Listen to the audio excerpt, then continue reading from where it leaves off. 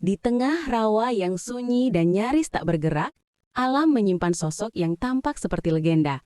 Inilah burung syubil. Burung dengan tatapan yang membuat waktu seakan berhenti. Ia hidup di rawa-rawa Afrika Tengah, di tempat sunyi yang jarang disentuh manusia.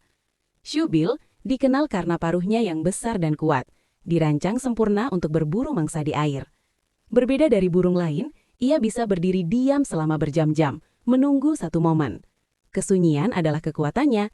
Dalam diam, ia menjadi pemburu yang sempurna. Di alam, yang paling mengagumkan seringkali datang dalam keheningan. Jika kamu mau tahu lebih banyak lagi fakta menarik lainnya, follow akun ini.